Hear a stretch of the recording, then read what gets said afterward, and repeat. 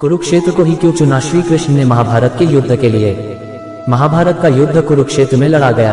कुरुक्षेत्र में युद्ध लड़े जाने का फैसला भगवान श्री कृष्ण का था, लेकिन उन्होंने कुरुक्षेत्र को ही महाभारत युद्ध के लिए क्यों चुना, इसकी कहानी कुछ इस प्रकार है। जब महाभारत युद्ध होने का निश्चय हो गया तो उसके लिए जमीन तलाश की जाने लगी। श्री कृष्ण जी बड़ी हुई असुरता से ग्रसित व्यक्तियों को उस युद्ध के द्वारा नष्ट कराना चाहते थे, पर भय ये था कि यह भाई भाइयों का, गुरु शिष्य का, संबंधी कुटुंबियों का युद्ध है। एक दूसरे को मरते देखकर कहीं संधि न कर बैठे, इसलिए ऐसी भूमि युद्ध के लिए चुननी चाहिए जहां क्रोध और द्वेष के संस्कार पर्याप्त मात्रा में हों। उन्होंने अनेकों दूत अनेकों दिशाओं में भेजे कि वहां की घटनाओं का वर्णन आकर उन्हें सुनाएं।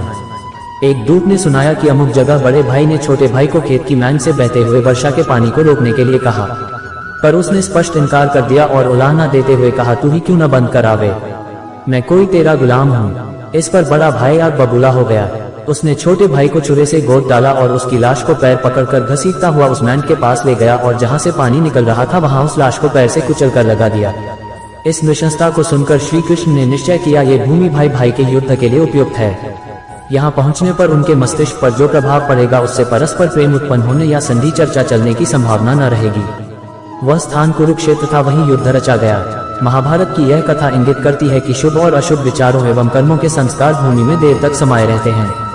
इसीलिए ऐसी भूमि में ही निवास करना चाहिए जहां शुभ विचारों और शुभ कार्यों का समावेश रहा हो। हम आपको ऐसी ही एक कहानी और सुनाते हैं जो कि श्रवण कुमार के जीवन से संबंधित है। जब श्रवण कुमार ने अपने माता पिता को कांव से उतारकर चलाया पैदल। श्रवण कुमार के माता पिता अंधे थे, वे उनकी सेवा पूरी तत्परता से करते, किसी प्रकार का कष्ट न होने देते। एक बार माता पिता ने तीर्थ यात्रा की इच्छा की। श्रवण कुमार ने कांवर बनाकर दोनों को उसमें बिठाया और उन्हें लेकर तीर्थ यात्रा को चल दिया। बहुत से तीर्थ करा लेने पर एक दिन अचानक उसके मन में यह भाव आए कि पिता माता को पैदल क्यों न चलाया जाए। उसने कांवर जमीन पर रख दी और उन्हें पैदल चलने को कहा। वे चलने तो लगे, पर उन्होंने साथ ही यह भी कहा, इस भूमि को जितनी जल्दी हो सके पार कर लेना चाहिए।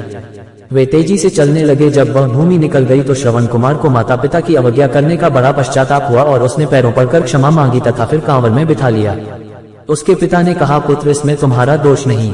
उस भूमि पर किसी समय मय नामक एक असुर रहता था, उसने जनते ही अपने ही पिता माता को मार डाला था। उसी के संस्कार उस भूमि में अभी तक बने हुए हैं, इसी से उस क्षेत्र में गुजरते हुए तुम्हें ऐसी बुद्धि उपजी।